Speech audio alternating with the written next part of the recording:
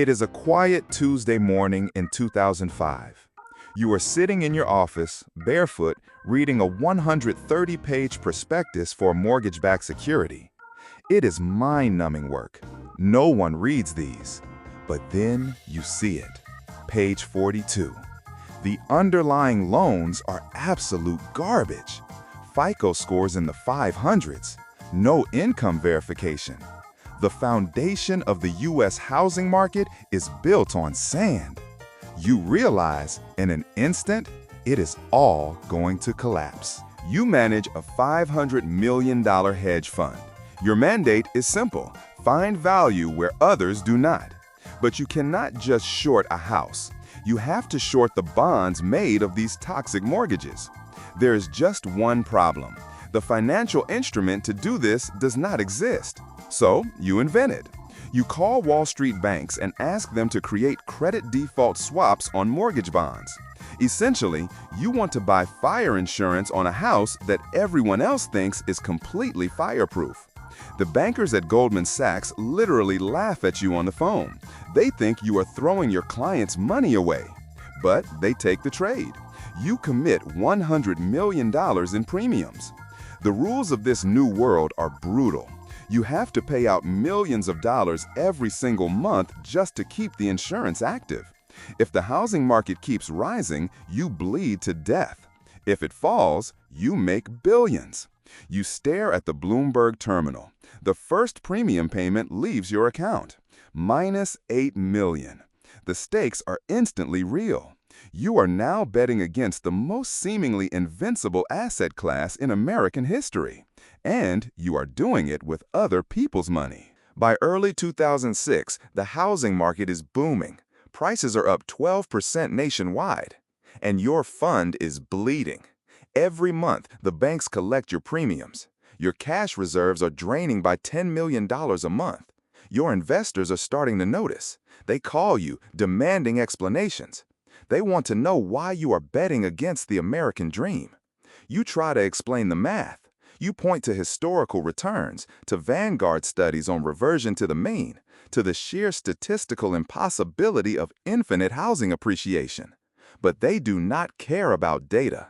They care that the S&P 500 is up 9% and your fund is down 14%. The pressure is intoxicating in a sick way. You know you are right. You read the loan data every night.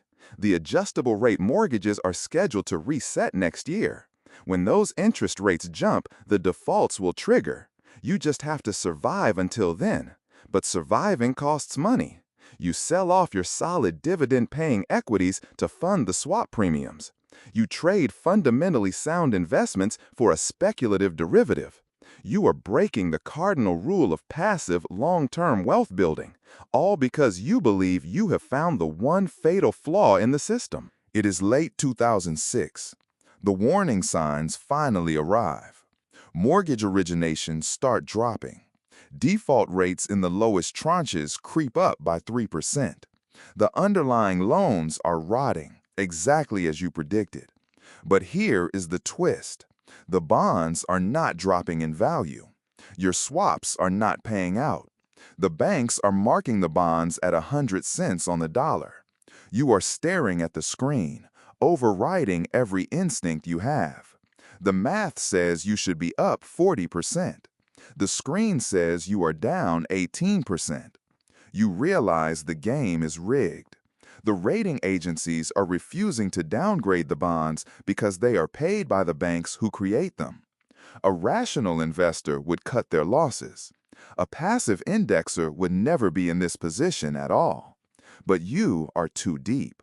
You rationalize the manipulation. You tell yourself the market can stay irrational longer than you can stay solvent. But you refuse to let insolvency win. So you make a devastating choice. You draft a letter to your investors, invoking a rare clause in your fund's charter. You lock up their capital. You legally trap their money in the fund so they cannot withdraw.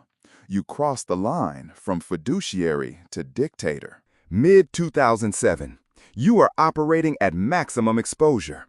You have $1.3 billion shorted against the housing market. The stakes are no longer just your fund, they are systemic. You realize the banks on the other side of your trades are heavily exposed to the exact same bonds. If you are right, the banks themselves might go bankrupt before they can pay you. Hubris clouds your vision. You believe you have solved a puzzle the entire global financial system missed. But your inbox is a war zone. Over 40 emails a day from furious investors threatening lawsuits. They call you a fraud. They demand the SEC investigate you. You stop answering the phone. You stop going home. You sleep on the floor of your office. The warning signs are massive now. Subprime lenders are filing for bankruptcy every week. Yet your positions are still bleeding premiums. You are down 19.5% for the year. You have abandoned all principles of diversification. You are entirely concentrated in one highly leveraged, hyper-specific macroeconomic bet. It is the absolute antithesis of evidence-based investing. You are isolated in an echo chamber of your own data, waiting for the world to catch fire just so you can prove you were right. And then the dam breaks. August 2007, a Tuesday afternoon. You are staring at the Bloomberg terminal when a headline flashes red. Two Bear Stearns hedge funds have collapsed. They are liquidating their subprime assets. Suddenly, the pricing dam gives way. The banks can no longer hide the rot. The numbers on your screen flicker, freeze, and then violently update. Deep red turns to blinding green. Your portfolio jumps 40% in a single hour, then 80%. By the end of the week, the terminal shows a profit of $1.2 billion. The vindication hits you like a physical blow. Clarity, then immediate fear. The banks are calling you now, desperate to buy back the swaps. The system is actually breaking. You wanted to be right, but you did not fully comprehend what being right would actually look like. The fallout is catastrophic. By 2008, the global economy is in free fall. Lehman Brothers collapses. You watch the news on the muted television in your office. Millions of people are losing their homes. Foreclosure signs line suburban streets. Retirement accounts are decimated. The S&P 500 drops 38%. And sitting in the middle of this wreckage is you. Your fund officially returns 489% net of fees. You personally make $100 million. Your investors, the ones who sued you, who called you a fraud, quietly cash their massive checks. No one apologizes. The human cost is staggering, and your wealth is directly tied to it. You are no longer in control. You are just watching the financial carnage unfold at scale. You tally the actual cost of this victory. You lost 3 years of your life to chronic stress. You destroyed relationships. You compromised your own ethics by locking up client money. You beat the market, but the victory feels hollow, almost dirty. You realize that active management at this extreme level is not investing. It is warfare. And in warfare, even the winners emerge scarred. The numbers in your bank account are enormous, but they are stained with systemic failure. You liquidate the fund, you return the capital, you walk away from Wall Street. The tension never really leaves your shoulders. You sit alone in a quiet room, looking at a simple Vanguard index fund chart.